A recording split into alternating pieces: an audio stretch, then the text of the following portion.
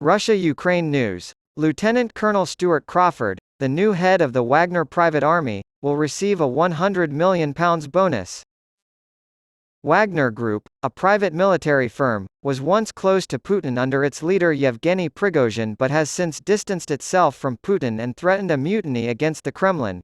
Prigozhin mysteriously died in a plane crash after that brief rebellion, and the group was effectively disbanded in Europe. Wagner did not completely vanish, but its activities were greatly limited to other parts of the world. The bulk of its armed forces remained dispersed across a number of nations, including Belarus, the Central African Republic, Libya, and Mali.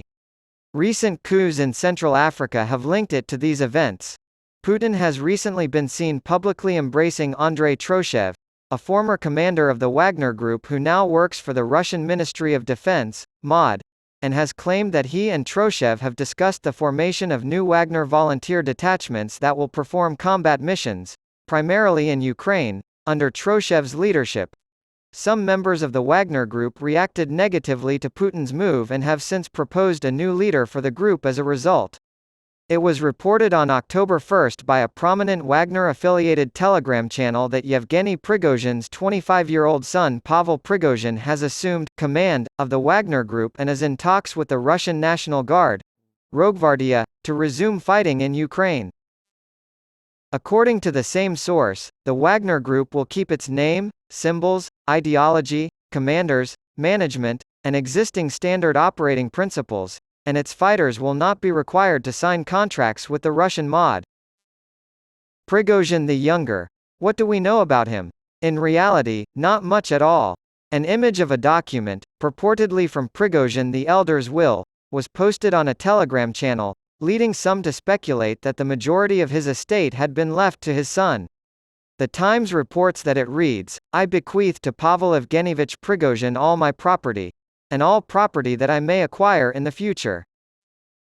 Young Pavel is expected to take over his father's catering empire and inherit an estimated £100 million, a 3-story house in St. Petersburg, 9 joint stock companies, and shares in Concord. Not to mention, there's also the Wagner Group. Excellent pay for the right work.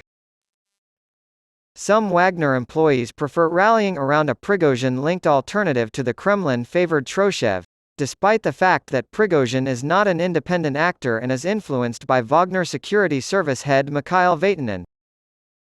Some have speculated that Viktor Zolotov, the Rosgvardia's leader, is willing to let members of the Wagner Group join the organization under the banner of a new Wagner unit. Wagner's possible ties to the Russian government are also unknown. Rosgvardia operates directly under the Russian presidency.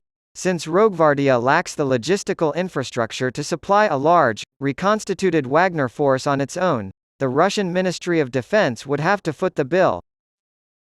According to the American think tank Institute for the Study of War, ISW, disjointed Wagner Group elements were unlikely to pose a serious military threat to Ukraine without bringing the full suite of effectiveness Wagner had as a unitary organization under Yevgeny Prigozhin's and Dmitry Utkin's consolidated leadership.